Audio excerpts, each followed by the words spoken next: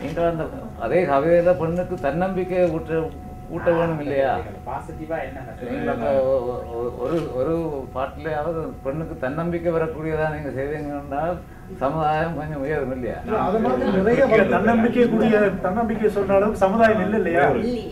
98% வந்து தன் உறுப்பை இழந்த உடனே 98% வந்து பெண்கள் வந்து அவதிப்படுகிறார்கள். திரும்ப திரும்ப ஒரு கருத்து வந்துட்டே இருக்குதுல, இது பெண்களே எழுதுனால நான் சொல்றேன். நான் வந்து இதே மாதிரிதான் அணுகினேன். முதல்ல வந்து குட்டி ரேவதி அவங்களுடைய கவிதை, இவங்க கவிதையை படிக்கும் முன்னாடி குட்டி ரேவதி இன்னொரு கவிஞர் அவங்களுடைய கவிதையை வந்து படிக்கும்போது எனக்கு ஒரு பெரிய அதிர்ச்சி ஏற்பட்டது. கவிதையுடைய புத்தக தலைப்பு வந்து முலைகள். அதாவது என்னன்னா வந்து பெண்களே வந்து இது ஒரு சென்சிட்டிவான விஷயங்கள், இதெல்லாம் பேசக்கூடாது அப்படின்னு நம்மளே நமக்கு ஒரு கட்டுப்பாடு வைக்கும்போது உண்மையான அவங்களுக்கு ஒரு பிரச்சனை இருந்தா கூட அதை வெளியே சொல்ல முடியாத நிலையில் இருக்கு. இன்னைக்கு நம்மளே பாக்குறோம், இந்த ஊர்ல வந்து எத்தனை வருஷமா இருக்கிறோம், படிச்சிருக்கிறோம், இந்த ஊர் சமுதாயத்தை பாக்குறோம். நம்ம கூட வேலை பார்க்குற அமெரிக்கர்கள் வந்து ரொம்ப கேஷுவலா சொல்லுவாங்க, I got a divorce last year and I married this guy and this is my ex husband son அப்படிமா. எத்தனை பேர் வந்து நம்ம வந்து அந்த மாதிரி சொல்ல முடியும்? அல்லது வந்து என்னோட பொண்ணு வந்து she had a problem, she broke the relationship, she got married. நாமெல்லாம் மூடி மறைக்கக்கூடியது, ரைட்? அடுத்து வந்து பிரஸ்ட் கேன்சர் எடுத்துக்கோம். எத்தனை பேர் வந்து அதை வந்து அது ஒரு முக்கியமான ஒரு மருத்துவ இது, அதை எடுத்துதான் ஆகணும். ஸோ ஏன்னா வந்து காரணம் நம்முடைய சமுதாயத்தில் வந்து சில விஷயங்களை மூடி மறைச்சு அது ரொம்ப சென்சிட்டிவ், அதை பேசக்கூடாதுங்கிறதுனால வந்து நம் பெண்களுக்கு மருத்துவ ரீதியாக இழப்போ உயிரிழப்பு வந்தா கூட நம்ம வந்து அதை மறைக்கணும்னு நினைக்கிறது தான். இதுதான் இந்த டீசென்சிட்டைஸ் பண்றது தான் இவங்களுடைய கவிதைகள் மாதிரி. இந்த மாதிரி இவங்க எழுத வந்தது வந்து என்னன்னா, இதெல்லாம் நோ மோர் சென்சிட்டிவ் இஷ்யூ. யோனின்னு சொன்னா என்ன, முலைன்னு சொன்னா என்ன, அது ஏன் பெண்ணு சொல்லக்கூடாதுங்கிறது தான் அந்த முழுக்க. அதாவது அவங்க வந்து செய்யறது வந்து அந்த பாதைக்கு தான் போறாங்க அவங்க செய்யறவங்க. இது வந்து நமக்கு வந்து கவிதை என்றோ அல்லது வந்து இதெல்லாம் யாரெல்லாம் பேசக்கூடாதுன்னு சொன்னால நம்ம பெரியாரே வந்து பெண் ஏன் அடிமையானால் புத்தகம், நம்ம அது கூட ஒரு பெண் ஏன் அடிமையானால்ங்கிற புத்தகத்தை பார்த்தீங்கன்னா ரொம்ப அதிர்ச்சியா இருக்கும். அந்த புத்தகம் பார்த்தீங்கன்னா அதுல வந்து அவர் சொல்லியிருப்பாரு, ஆண் மட்டும் 10 பெண்களோட உறவு வச்சிருக்கும் போது ஏன் பெண் வைக்க கூடாது, பெண்களும் வந்து 3-4 பேரோட உறவு வைக்கணும் அப்படி எதிர்ப்பாரு. ஆனா ஆண்கள் யாரும் பாத்தீங்கன்னா பெண்களை எதிர்க்கிற ஆண்கள், இதே பெரியாருடைய தொண்டர்களே நிறைய பேர் வந்து அதை வந்து எதிர்கொள்ளல. அந்த கவிதைகளை அந்த அந்த அவருடைய எழுத்துக்களை வந்து மூடிதான் மறைச்சாங்களே ஒழிய, ஒரு பெண் ஒரு புரட்சியாளர், பெரியார் பெண் புரட்சியாளர்ங்கிறத மறைச்சிட்டு அதை வந்து அப்படியே அவர் பெரியார் பாட்டு அது ஏதோ சொல்லியிருக்காரு அப்படின்னு சொல்லி அப்படிதான் இருக்காங்க ஒழிய. ஆனா அதே இது பெண் சொல்லும் போது மட்டும் இவ பொல்லாதவ, அவளை தீ குளிக்க எரிக்கணும், அது கன்னத்தில் அறையணும் அப்படின்னு சொல்றதுதான். அதை தான் அவங்க திரும்ப திரும்ப அந்த வலியுறுத்துறாங்க. அதாவது நம்ம வந்து நம்ம சமுதாயத்தில் இன்னும் we have to open up. அந்த இதுதான் இவங்களோட கவிதையும் சரி, மாலதி மைத்திரி, மீனா மணிமேகலை ஒரு பெரிய தலைமுறையே புதுசா வந்திருக்காங்க. அது வந்து ஒரு பெரிய வரவேற்கப்பட வேண்டியது மேற்கத்திய உலகத்துல. அதனாலதான் வந்து பெண்கள் வந்து இவ்வளவு சகசமா சொல்றதுக்கு காரணம் வந்து nothing, there is no taboo. வளர்ந்துருச்சு மேற்கத்திய உலகம், இதே மாதிரி வளர்ந்துருக்குது. அதனால திரும்ப திரும்ப அவங்கள வந்து நம்ம வந்து ஏன் நீங்க இப்படி, அதுக்கு எத்தனையோ இருக்காங்க வீர உணர்ச்சி எழுறதுக்கு அந்த காலத்துல இருந்தே புறநானூற்றுல இருந்தே தாய்கள் பாடிட்டு தான் இருக்கிறாங்க நீங்களேன். ஸோ ஆனா அவங்க சொல்றது வந்து நம்முடைய சமுதாயத்துல வந்து சில விஷயங்களை வந்து நம்ம மூடி மறைக்கிறது, பேசக்கூடாதுங்கிறத பேச வைக்கணுங்கிறது தான் அவங்களுடைய கவிதைகள். அந்த இதுல ஒரு பெரிய புரட்சி. அது என்னோட கருத்து.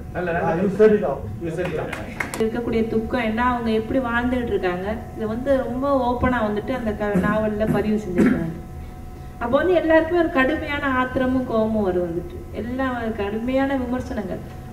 என்னன்னா இதுவரைக்கும் இஸ்லாமிய சமூகத்தோட வாழ்க்கை இந்த அளவுக்கு தெளிவா பதிவாகல.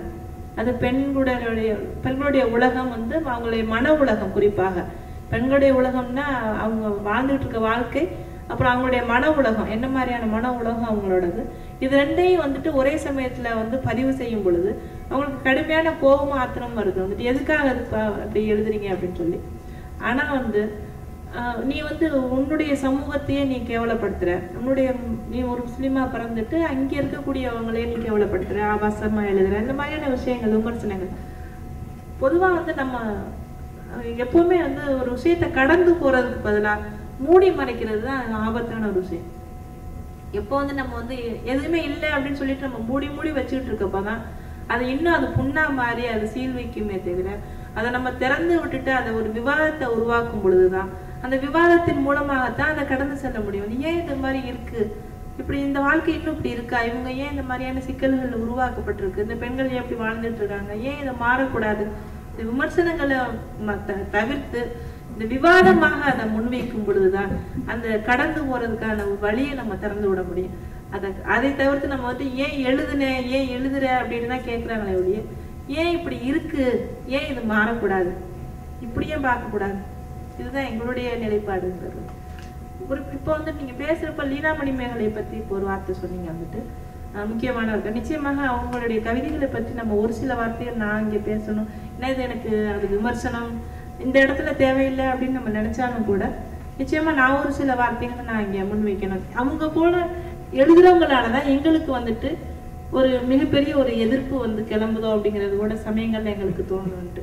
குறிப்பாக ஒரு அதிர்ச்சியை ஊட்டுறதுக்காக ஒரு படைப்பை உருவாக்குறதுங்கிறது எந்த காலத்துலயுமே நம்ம ஏற்றுக்கிற முடியாத ஒன்று. எனக்கு பேர் கிடைக்கணும், அதிர்ச்சியை உருவாக்கணும், நாளைக்கு நான் ஹெட்லைன்ல என்னுடைய பேர் வரணும் அப்படிங்கிறதுக்காக நான் ஒரு படைப்பை உருவாக்க முடியாது வந்துட்டு. அப்படி உருவாகிறது உண்மையான ஒரு படைப்பும் கிடையாது வந்துட்டு. சமீபத்துல அவங்க ஒரு கவிதை இருந்தாங்க வந்து தன்னுடைய பிளாக்ல வந்துட்டு, அது வந்து எவ்வளவு மோசம்னா எவ்வளவு வார்த்தைகள், ஆபாசமான வார்த்தைகள், ஆண் பெண் உடல் சார்ந்து ஒரு தொடர்ச்சியா ஒரு 10, 20, 50 வார்த்தைகள் வரிசையா வருது வந்துட்டு. எல்லாம் வந்து முடிச்சுட்டு அவங்க கவிதையை முடிக்கிறாங்க வந்துட்டு. அந்த கவிதை என்ன சொல்லுது, என்ன அனுபவத்தை கொடுக்குது, ஒண்ணும் கிடையாது வந்துட்டு. முழுக்க ஒரு பரபரப்பை உருவாக்குது அந்த கவிதை. ஒரு பரபரப்பை உருவாக்குவதன் மூலமாக ஒரு படைப்பாளி நிக்க முடியாது, ஒரு படைப்பும் நிக்கவே நிக்காது எந்த காலத்திலையும். எனக்கு இந்த பரபரப்பை உருவாக்கணும், அதுக்காக நான் இந்த ஆபாசமான வார்த்தைகளை நான் கோர்த்து நான் ஒரு படைப்பை உருவாக்குவேன், ஒரு கவிதையை உருவாக்குவேன். நிச்சயமா வந்துட்டு அது கவிதையும் கிடையாது, அது படைப்பாளிக்கு ஒரு அழகும் கிடையாது. அப்படி எழுதுறதன் மூலமாக ஒட்டுமொத்தமாக பெண்களுடைய பிரச்சனைகளையும் வலிகளையும் வேதனைகளையும் துக்கத்தையும் பதிவு செய்யக்கூடிய எங்களை போன்ற படைப்பாளிகளுக்கும் ஒட்டுமொத்தமான ஒரு விரோதமான ஒரு இதை வந்து சூழல் அவங்க உருவாக்கி தர்றாங்க. இப்போ சமயங்கள்ல அது எங்களுக்கு வருத்தமான ஒன்னாதான் இருக்கும். அது ஒரு சின்ன கேள்வி, நீங்க ரொம்ப குறிப்பிட்டது வந்து, ஏன்னா வந்து அந்த வலைப்பதிவுலையும் அது ஒரு பெரிய விவாதத்தை எடுத்து இந்த தமிழ் மனம்ல கூட ஒரு பெரிய சர்ச்சை வந்துருங்க. நான் உங்களோட கருத்தை உடன்படுறேன். ஆனா என்ன ஒரு இதுன்னா, இந்த எதிர்ப்பை பதிவு செய்யறதே வந்து பெண் கவிஞர்களே பண்ணாங்கன்னா ரொம்ப நல்லா இருக்கும் அப்படின்னு தோணுது. இதே வந்து பாத்தீங்கன்னா அது அந்த அவங்களுடைய பெயரை வந்து ரொம்ப கொச்சையாக எழுதி ஆண்கள் தான் திரும்பவும் அவங்கள ரொம்ப வர்த்தனம் பண்ணும்போது இன்னும் வேற என்ன ஒரு சிக்கல் உருவாகுதுன்னா வந்து அப்போ வந்து அந்த அந்த அந்த ஆண் அந்த மாதிரி ஆண்கள் தான் திரும்பவும் அதுக்கு எதிராக இருக்காங்க. அவங்க உண்மையிலேயே வந்து ஒரு பெரிய புரட்சி தான் பண்றாங்க, அவங்களுக்கு எதிராக இருக்காங்க. அப்போ நீங்க பெண் கவிஞர்களுக்கு குட்டியிலே வதியோ அல்லது நீங்களோ மாலதி மேத்ரி மாதிரி உள்ளவர்கள் வந்து இதை ஒரு எதிர்ப்பு பதிவு செஞ்சீங்கன்னா, அதாவது வந்து இன்னொரு இடத்துக்கு கொண்டு போய் அதனால ஒரு செய்யறது வந்து விழிப்புணர்வு உருப்படுத்தினாலே வேணும்னு அதிர்ச்சிக்காகவும் தன்னுடைய சுய பேரை முன்னிலைப்படுத்துறதுக்காகவும் இருக்கக்கூடாதுங்கிறத செஞ்சீங்கன்னா நல்லா இருக்கும்.